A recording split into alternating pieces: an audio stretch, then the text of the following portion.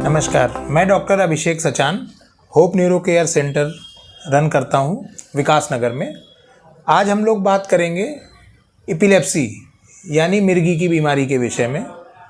मिर्गी क्या होती है? मिर्गी एक ऐसी क्रोनिक कंडीशन होती है दिमाग में जो दिमाग की कुछ सेल्स को कॉन्स्टेंटली इरिटेट करती है और इलेक्ट्रिकल एक्टिविटी जनरेट करती है कुछ अधिक मात्रा में। नॉर्मली कुछ पर्टिकुलर अमाउंट में इलेक्ट्रिकल एक्टिविटी ब्रेन में होती है जो हमारे काम काज में ज़रूरी होती है, बट जब वही एक्टिविटी ज़्यादा हो जाती है तो उसकी वजह से एबनॉर्मल मूवमेंट्स बॉडी में शुरू हो जाते हैं। हाथ पैर ऐंठने लगते हैं, पेशेंट गिर सकता है, बेहोश हो सकता है और साथ में मुंह से झाग आना, साथ में हाथ पैरों का टाइट हो जाना या ढीला हो जाना, पेशेंट का रिस्पॉन्स ना करना, तेज़ से सांस लेना, ये सब चीज़ें मिर्गी में हो सकती हैं। मिर्गी लगभग पॉपुलेशन में 1 से 1.5% लोगों को होती है। तकरीबन 100 में से 1 से 2 लोग मिर्गी की बीमारी से ग्रसित होते हैं। मिर्गी की बीमारी में सबसे ज़रूरी चीज़ ये है कि ये किसी को भी हो सकती है और इससे घबराने की ज़रूरत नहीं है। ये बच्चों में भी हो सकती है, एडोलेसेंट्स और एडल्ट्स में भी हो सकती है और बूढ़ों में भी हो सकती है। तो सबसे पहले हम लोग बच्चों के बारे में बात करेंगे।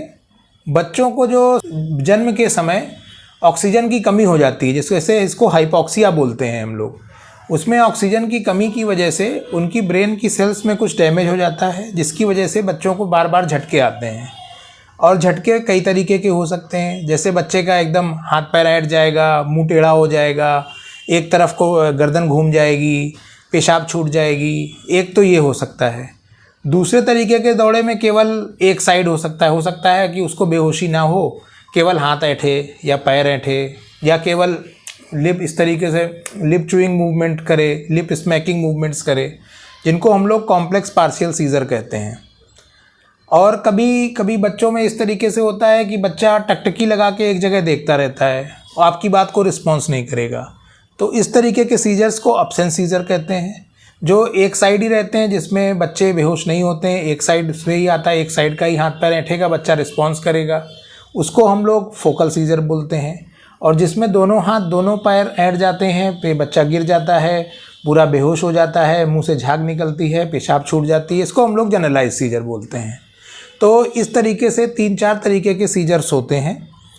इसमें कुछ बच्चों को ये प्रेसिपिटेट कैसे होती है? एक तो मैंने बताया जैसे कि जन्म के समय बच्चों को ऑक्सीजन की कमी होती है। दूसरी चीज़ ये हो सकती है, कभी कभी बच्चों को तेज़ बुखार आता है।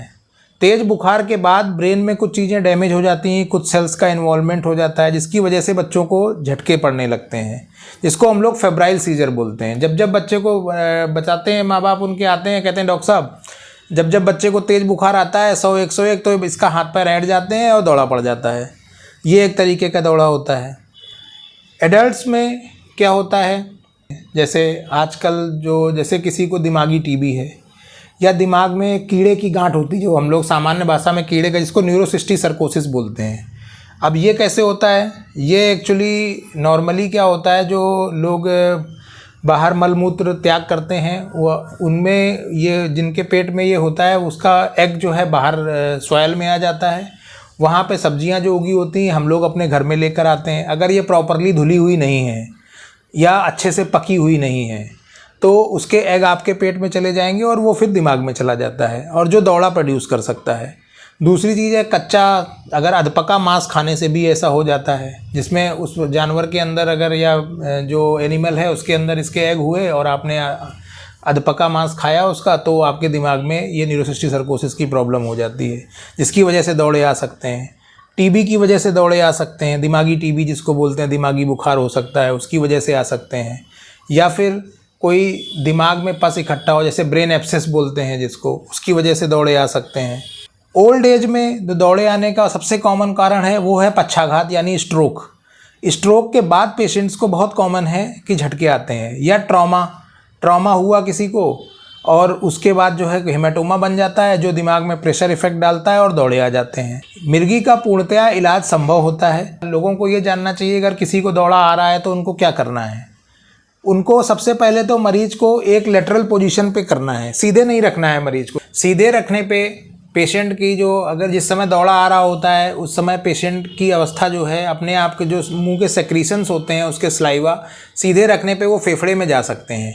इस वजह से मरीज को एक करवट पे टिल्ट करना है जिससे कि उसका मुंह नीचे की तरफ रहे और जो एक कंधा है वो साइड में रहे, जिससे कि जो भी लार होगी वो बाहर की तरफ गिरती रहेगी, जिससे कि पेशेंट को एस्पिरेशन नहीं होगा। थोड़ी देर बाद नॉर्मली 3-4 मिनट 5 मिनट में दौड़े अपने आप सबसाइड कर जाते हैं।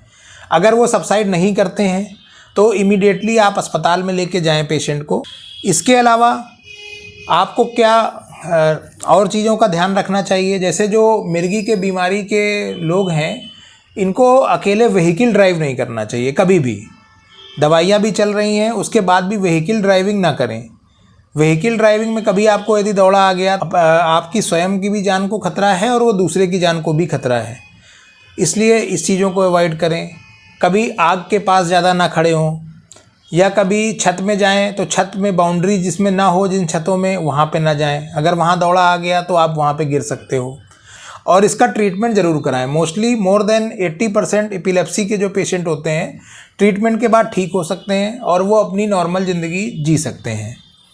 और इसके ट्रीटमेंट में क्या होता है, इसके ट्रीटमेंट में कुछ एंटी एपिलेप्टिक दवाइयाँ होती हैं जिनको हम लोग नॉर्मली 3-4 साल से चलाते हैं। 3 से 5 साल का ट्रीटमेंट होता है और इसमें एक जांच होती है EEG की, जो ब्रेन की इलेक्ट्रिकल एक्टिविटीज़ को बताती है। तो हम लोग जब दवाई शुरू करते हैं पेशेंट की तब एक बेसलाइन EEG कराते हैं, फॉलोअप EEG कराते हैं और जब दवाई बंद करनी होती है तो फिर एक EEG कराते हैं। अगर पेशेंट का EEG ठीक आ रहा है तो धीरे धीरे करके हम लोग दवाइयाँ टेपर ऑफ करते हैं और पेशेंट की दवाइयाँ बंद कर सकते हैं और पेशेंट पूर्णतः अपनी नॉर्मल ज़िंदगी जी सकता है। धन्यवाद।